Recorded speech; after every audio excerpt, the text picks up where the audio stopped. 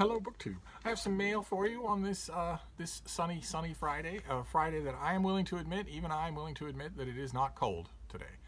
It's not exactly what I'd call comfortable, but it is not cold, so that's great. And I have both kinds of mail to show you. I have bookish mail, but also periodicals. I got the TLS. I'm still waiting on a whole bunch of others. I've had a whole bunch of emails from people saying that the new New Yorker books, the review of books, not the one that I last saw that had a couple of articles that I couldn't read, but the next one is really good. I've heard from a couple of people that the new London Review of Books is particularly good. I've had a particular heads up in that London Review issue to one particular article that a couple of people pointed out to me I'm really going to like. One of those, it's about Robert Louis Stevenson, and one of the people that pointed it out to me did so condescendingly. Said, well, I know you like Stevenson. He's silly boys adventure stuff, so there's no worth to him at all, but you'll probably like this article because it reminded me of you. And the other person who pointed this article out to me was Mark Richardson of Richardson Reads, who is old enough and smart enough to know that there's a lot going on in Stevenson, that he's not just a stupid boys adventure novelist at all. And he also said, he actually read the article and said, I think you're really going to like this. There's a lot to think about here. So I got it from both ends of the spectrum, and that's enough for me. What I need to do is get the London Review, and that has not arrived yet here at the doorstep. But I did get the TLS, and when I was looking through it, I realized we've been touching base with the TLS for weeks now because of an ongoing discussion in the letters column about the critic George Steiner, who just recently died, and who inspired a whole bunch of emails, a whole bunch of letters to the editor of the TLS about why he was denied the career of his choice at Cambridge University. Was it anti-Semitism? Was it because he was an unclubbable jerk? One way or another. And the discussion raged back and forth in very civil terms. And then it ended. It looks like the TLS is done with that subject because there are no letters on that point this time around. And nothing this time around that looks like it could spark a new controversy. But this was a really good issue, especially Andrew Hadfield, who wrote a very good biography of Philip Sidney, of Edmund Spenser. Here he does a review of two Spenser books, two new books on Spenser, including Gordon Teskey's Spenserian Moments, which I got and loved. Absolutely, I got it last year and loved it. So that was great. This is a perfect example of the TLS going to someone who knows exactly what he's talking about and saying, here are two books. Or maybe he pitched it to them, I have no idea. But the thing that I wanted to talk about was at the end. There's an NB column at the back of every TLS written by JC. And JC brings up lots of subjects. And there are two here that I wanted to talk about. One, not so much. You would think that I would want to talk about it endlessly, because JC actually brings up and hashes around a little the whole argument about what book reviews are for. Why do people review books? And JC does this in context of a couple of books from the 90s that some of you may remember: rotten reviews, more rotten reviews, yet more rotten reviews, little hardcover collections of book reviews of books that went on to become revered classics, so that those book reviews look silly in retrospect. And JC got their hands on one of those volumes and had just 300 words of fun with it. And you might think that I would concentrate on that, and maybe in a less fertile column I would. But the next item was even better. The next one touched me directly. I'm just going to read you a bit of it. Writers who are more or less forgotten, a footnote of sorts. This is a feature that JC will do from time to time. Pick a writer who's more or less forgotten and talk about them a little. An advertisement in the March 9 issue of The New Yorker was accompanied by the following remark. Here's the quote. It has always seemed strange to me that in our endless discussions about education, so little stress is laid on the pleasure of becoming an educated person, the enormous interest it adds to life. To be able to be caught up into the world of thought, that is to be educated. And I resisted using her doing an imitation of her voice. I resisted doing that, so I hope I get credit for that. This is JC resumes. The author is Edith Hamilton, an American classicist born in 1867 who died in Washington, D.C. in 1963. The stress on pleasure as a reward for pursuing education, including self-education, is something one comes across infrequently. There are a number of pleasing facts about Hamilton herself. Certain readers will be heartened to learn that she published her first book, The Greek Way, at the age of 62. 27 years later, it was time for a sequel, thus Echoes of Greece. She managed one other publication before her death, a collection of Plato's dialogues published when she was 93. In New York, Hamilton lived with a female companion and her companion's nephew. In the city of Fort Wayne, Indiana, there is now a statue of Edith and her sister Alice, a pioneer in the field of occupational health. It was erected in 2000, causing us to wonder what other statues have been put up in the 21st century to honor writers of the 20th. And I know that was meant to be just a casual aside there, but it immediately sent me back to my bookshelf because JC probably does not know Edith Hamilton. JC probably saw that name, thought, oh, here's a writer who's all but forgotten, went to Wikipedia to look at some standout facts, realized the age that she wrote some of her books at, and left it at that. I would argue that Edith Hamilton is not a forgotten author because Edith Hamilton wrote a book, mythology, that is still taught in schools all over the world and has been for 100 years. So we should all be so forgotten. And that immediately made me a little defensive and a little wistful that her name would come up, but not by anyone who appreciates what she did. Mythology is a wonderful book. It is a wonderful book, even after all this time. And it's not. I'm not saying that it's even wonderful principally as a retelling of Greek myths. I think it's wonderful in its own right. Rather than the information that it conveys, I think it's just wonderfully done. It has a very lovely prose style, I think. I've been a big fan of Edith Hamilton for a long time. I love most of her books. And so to see her just offhandedly mentioned like that, it tugged at me heartstrings. So that was periodicals. But we also have mail. We have actual mail. And I don't know what this is. A lot of cardboard. I'm thinking that's not from eBay purchases or Amazon. But let's see. Let's see what this first one is. Now, see, this one is from a publisher. So it has I think, it has paperwork and everything. What have we got here? Oh my, okay. Okay, it has paperwork. The paperwork was an invoice, not anything a civilized person would look at. The paperwork was not a publisher. It was not a sell sheet for the book. The book came without one, but it has been sent to me and from a publisher. This is by Matthew Klein and Michael Pettis, and it's called Trade Wars Are Class Wars. How Rising Inequality Distorts the Global Economy and Threatens International Peace.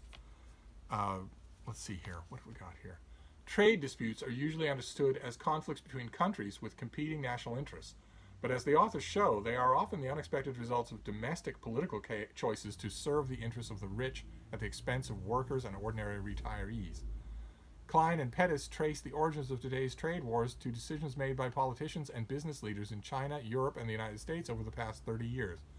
Across the world, the rich have prospered while workers can no longer afford to buy what they produce, have lost their jobs, and have been forced into higher levels of debt. In this thought-provoking challenge to mainstream views, the authors provide a cohesive narrative that shows how the class wars rising inequality are a threat to the global economy and international peace, and what we can do about it. Wow. All right, so this is a David Murphy book, and I haven't worked myself up to bring books to the post office to mail them. It just seems so frivolous. It seems like such a needless risk that I just haven't done it. But I now have a few books that I want to send to David Murphy, and a few books I want to send to the rest of you, and a few non-book items that I want to send out too. So maybe a trip is in order. If the employees at the post office are behind a glass partition and have masks on, if I have a mask on, if I have all my packaging ready and all I need them to do is weigh it and stamp it, surely that will not last long? I don't know. Are people going to the post office anymore? I don't know. If under normal circumstances, that would be impossible to do, because it wouldn't just be that transaction. It would be that I'd walk in the door and there would be 50 people in line and the line would not be moving.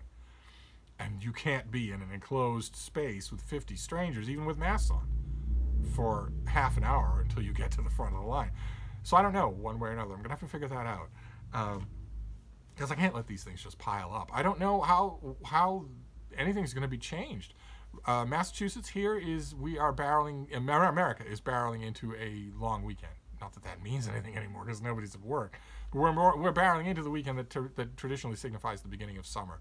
So everything is closed on Monday, and nobody works. But everything's closed anyway, and nobody works anyway. So there won't be any mail on Monday. But Tuesday, Massachusetts is set to launch what it refers to as Phase 1 of a gradual, slow, cautious return to some kind of normal social life, normal social interactions, including businesses. I've yet to see a complete rundown of what phase 1 is, but I know that retail stores, even ones that have been deemed non-essential, will be allowed to do something. Curbside pickup, visits by appointment, something like that.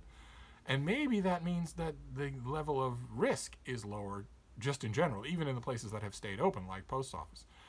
The trend, the infection trend in Massachusetts has been heading straight down as a result of either successful social containment measures or warmer weather, or both. One way or another, the lower down that goes, the less at risk you are in doing normal things out in the world. So we'll see.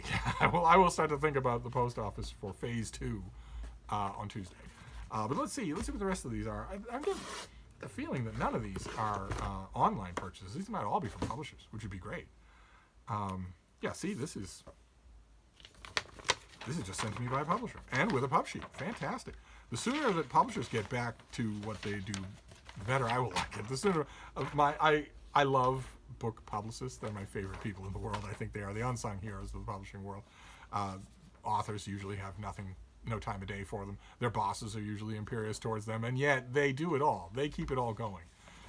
And all of my publicists, I call them my publicists, all the publicists that I've been corresponding with from house to house to house as they change jobs for 15 years, are all at home. And it's driving them crazy. They would like to be out and about. I guess it's driving everybody crazy. So somebody sent me this. That's great. Oh, and it's a finished paperback that is very nice. Very nice thing. Okay, what have we got here? I've never heard of it before. This is by Pauline Delabroy Allard, and it's called They Say Sarah. And right off the bat, we can see two things. One, this author or her editor or somebody, a beta reader along the way, this book does not need Steve's efforts at retitling it. That is a fine, fine book title. And it also doesn't need my efforts in designing a cover. That was not hard to do, was it? That is a fantastic cover. So there you go. Let's see here. Okay, so this is a paperback original. That explains why it's a finished copy here. It's translated, I assume, from the French by Adriana Hunter. Is this translated from the French? Yes, it's translated from the French and from, 2018. Wow. Okay, so that's fairly quick as far as international translations goes. What have we got here? What are you going to tell me about the book? It's listed here for early June. I'm thinking since it's a finished copy with a pub sheet in it, that's probably going to happen. And I have since been informed by any number of you that Amazon is, of course, sending physical books. So, I think Amazon is where most people get their books. So the book market still exists. The freedom, the unthinking freedom that we all had in 2019 to just wander into a bookstore and peruse at length, maybe bring a pile of books over to a table and look at them while we sip our coffee or whatever. That is gone, and maybe it will never come back. But books are still around. You can still get books. So what have we got here? The Silent Patient meets Blue is the Warmest Color in They Say Sarah, an international bestseller that pulses with the cadence of a psychological thriller and the erotic magnetism of a romance. I'm exhausted already. With prose at turns lyrical and staccato, debut novelist Pauline Delabroy Allard, it's their debut, fantastic, good first, got an English language translation, sketches the relationship between two women whose love tests the boundaries of life and death. It's timed to Pride Month. They Say Sarah is a new literary force that other press is thrilled to introduce to U.S. readers. When the unnamed narrator, a teacher and a mother of a young daughter, meets the violinist named Sarah at a party, it changes her life forever. After starting a fervent affair, they quickly become inseparable, one soul in two bodies. As their relationship evolves, from discreet meetings at the cinema to whirlwind getaways, the stakes of their entanglement become increasingly high. One can't live without the other, even when Sarah's volatile emotions threaten to drive a wedge between them. Wow. Okay, fantastic. All right, so early June, what sounds like a very sultry, very French turn on a lesbian romance. Fantastic. Okay, let's keep going. Could this all be books from publishers? Wouldn't that be a blast from the past? Let's see what this next one is. Wow, this is also from a publisher, and this also has a pub sheet. Fantastic. Okay, so this is late June, and this is Ben Sonnenberg, Lost Property, Memoirs and Confessions of a Bad Boy. from the New York Review of Books, editorial team and their indefatigable reprint line. What have we got here? Ben Soderbergh never wanted to live in the shadow of his father, one of the most powerful publicists in the United States and the host of lavish dinner parties at 19 Gramercy Park. His childhood home, a 5-story townhouse with a household staff, was once described by the New Yorker as, quote, the greatest house remaining in private hands in New York. I beg to differ, and I know 4 or 5 examples that are still true. Gramercy Park, I ask you. But from an early age, Soderbergh rebelled against his father's wealth, power, and influence, striving instead to become his equal on his own terms. Good luck with that. Lost Property traces its journey from his childhood rebellion, stealing his parents' money, being expelled from school after school, all the way to his father's death, after which he used his inheritance to found the literary magazine Grand Street in 1981. He continued to spearhead the magazine until 1990, when he sold it on the account of his failing health and languishing funds. It is difficult to describe the place that Grand Street held in the literary and political landscape of the 1980s. It was sui generis, eclectic, and unclassified, writes Maria Margaronis in the introduction to this book.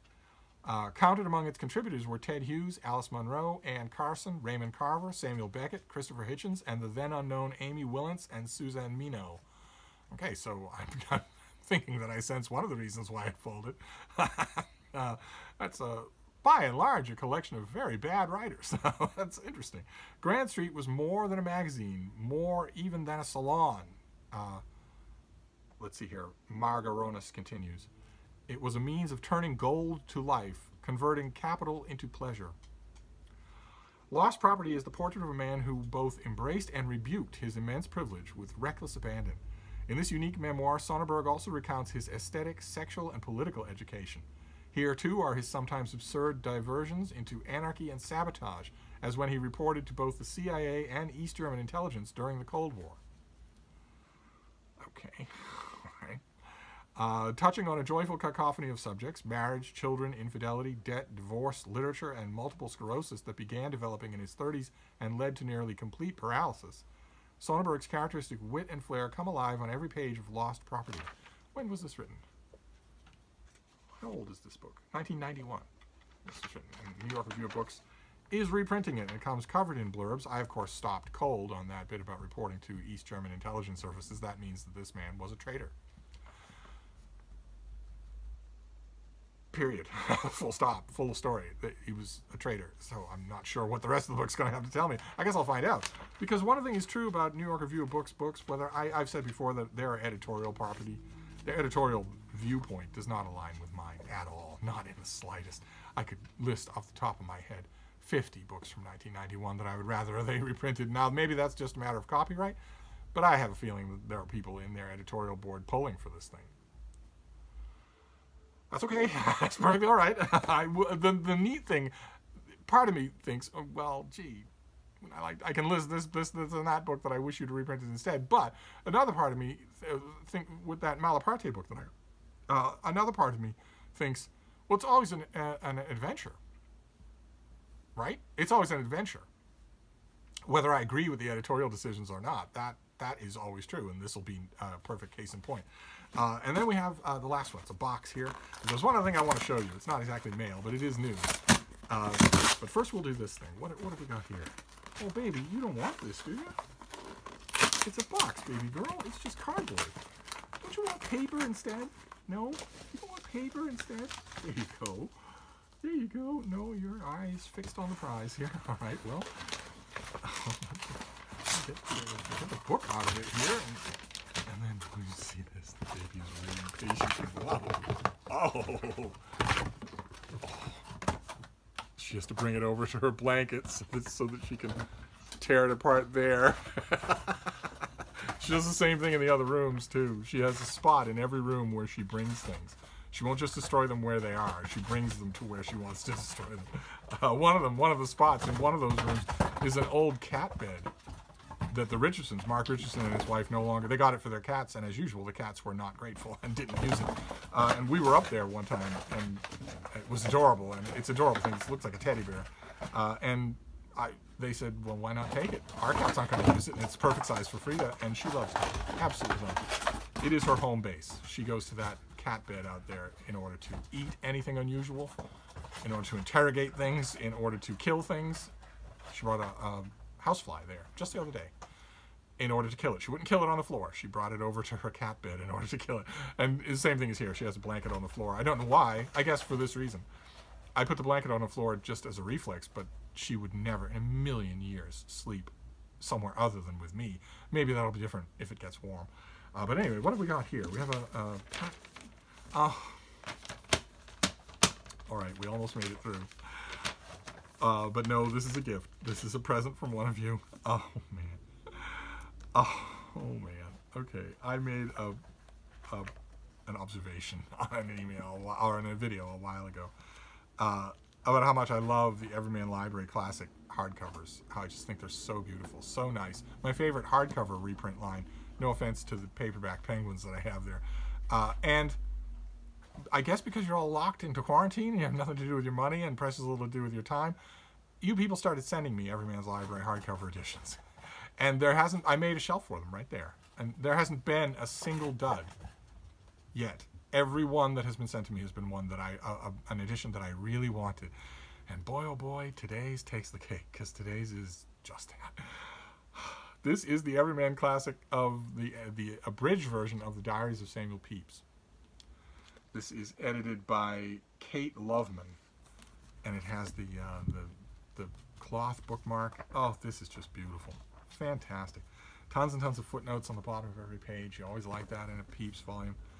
And as I've mentioned before, Peeps kept this diary. He was an official at the Navy and had a fairly important position. He had a great number of people who looked to him for instruction.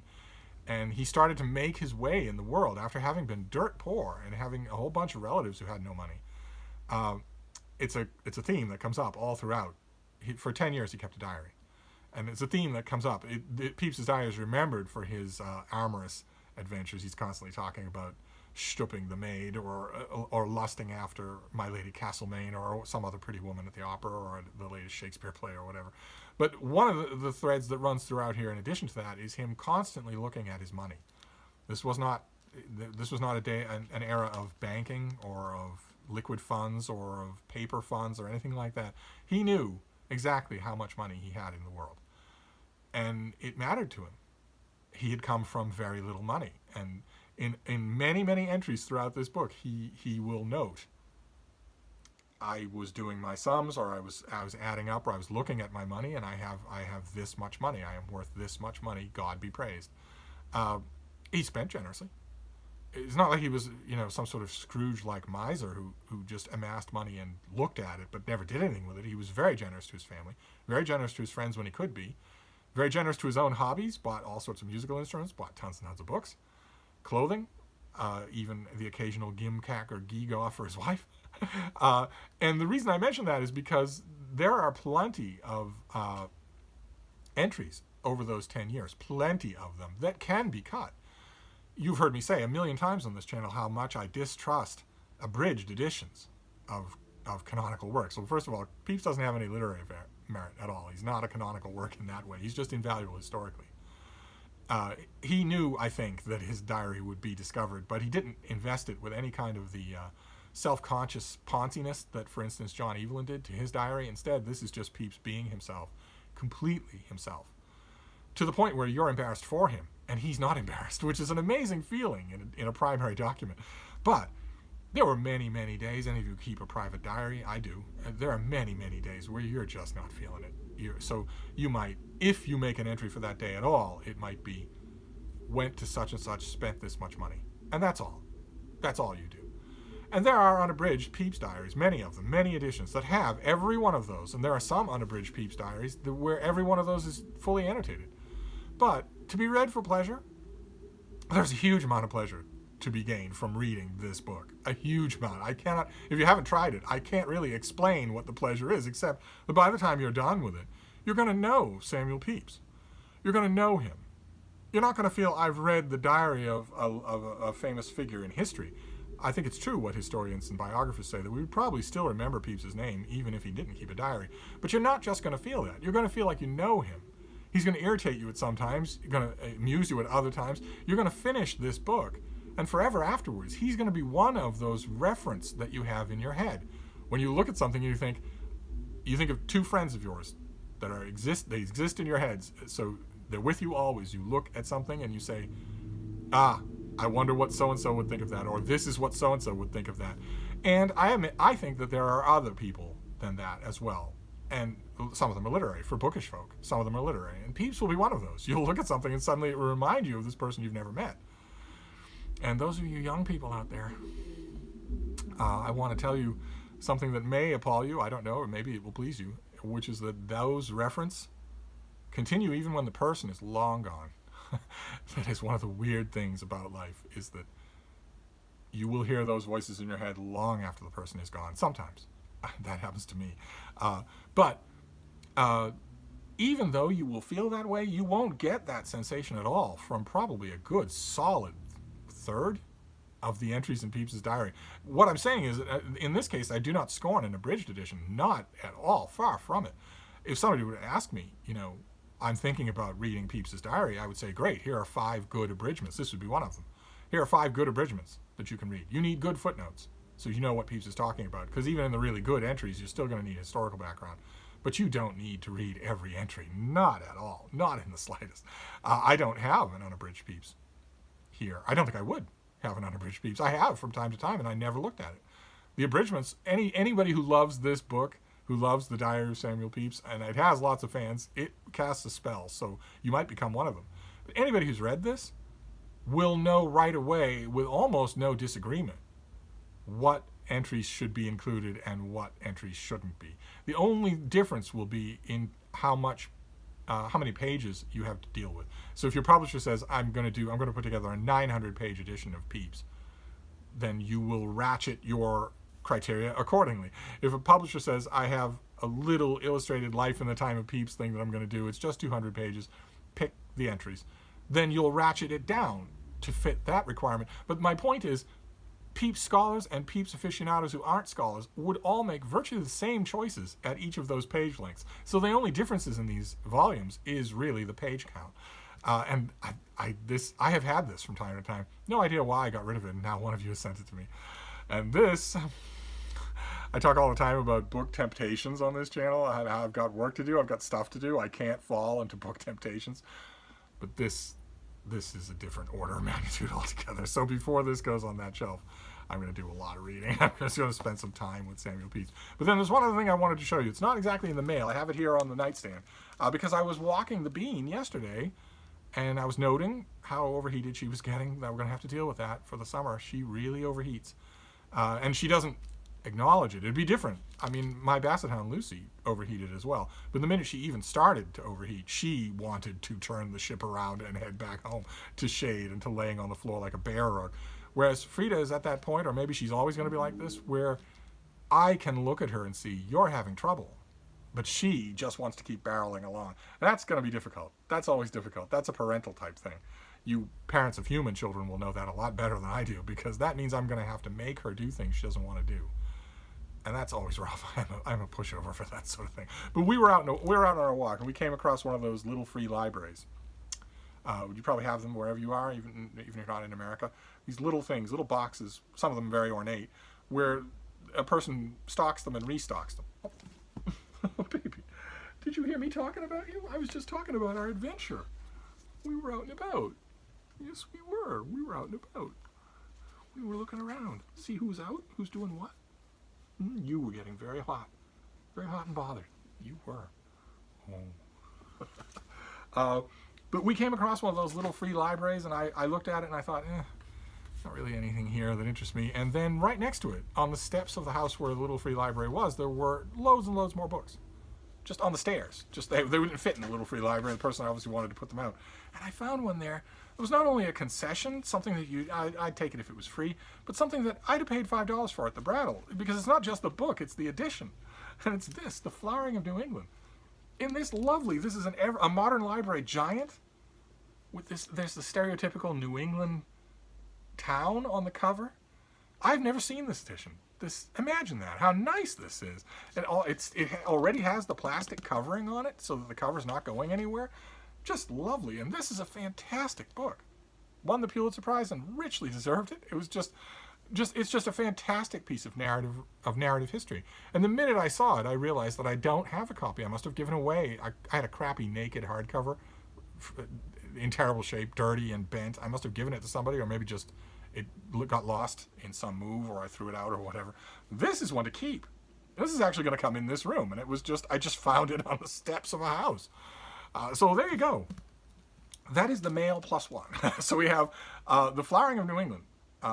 Fantastic. This is by the same author of New England Indian Summer. These are great books. I will check back to those steps and see if maybe the person who got rid of this has an equally beautiful cover for New England Indian Summer. That would be great.